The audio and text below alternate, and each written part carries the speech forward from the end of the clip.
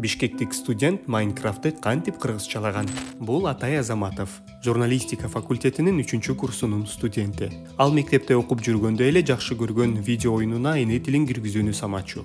Көптөгөн аракеттерден кийин ал өз максатына жетти. Кыргыз тили Майнкрафтта расмий пайда болду. Салындырышайын деген деген ой болчу да бул негизи. Мен ондан эч тыйын алган жокмун бул ишимден. Балдарың бизде көбүнчө ак оюнду орусча ойнойчу, айрымы аңызча да ойношу мүмкүн да. Балким балдар ошол оюнга кызыгып, ошентип кыргыз тилин үйрөнүп алса. Максатты ишке ашыруу үчүн Атай бир топ күч аракет жумшады. Ал оюн түзүүчүлөрүнө улам кайрылып отуруп, акыры аны которууга уруксат алды. Мындан кийин Атай дээрлик 1 жыл бою котормонун үстүндө иштеген. Ал өзү жалгыз 20 000 ашуун интерфейс саптарын которуп чыкты. Көбүнчө мен жалгыз иштедим. Менин негизи курамдарым, жардамчыларым десем бул сөздүктөр болду. Константин Ютахимдин кыргызча орусча сөздүгү болду. Амбыс тилден сөз бир айрылбай.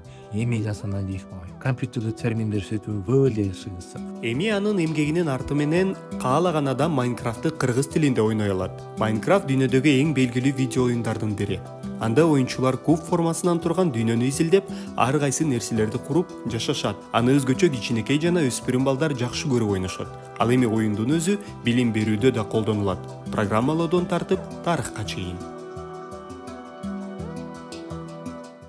Бишкектик студент Майнкрафтты кантип кыргызчалаган? Бул Атай Азаматов, журналистика факультетинин 3-курсунун студенти. Ал мектепте окуп жүргөндө эле жакшы көргөн видео оюнуна эне тилин киргизүүнү самачу. Көптөгөн аракеттерден кийин ал өз максатына жетти. Кыргыз тили Майнкрафтта расмий пайда болду.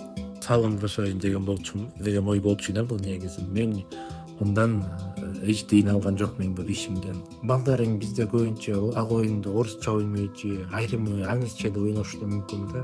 Балким балдар ошол оюнга кызыгып, ошентип кыргыз тилин үйрөнүп алса. Максатты ишке ашыруу үчүн Атай бир топ күч аракет жумшады.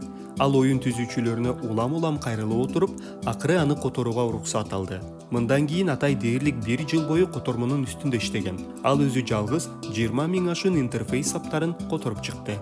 Көбүнчө мен жалгыз иштедим. Менин негизи курамдарым, жардамчыларым десем бул сөздүктөр болду. Константин Ютахимдин кыргызча орусча сөздүгү болду. Амбыс тилден сөз бир айрылбай.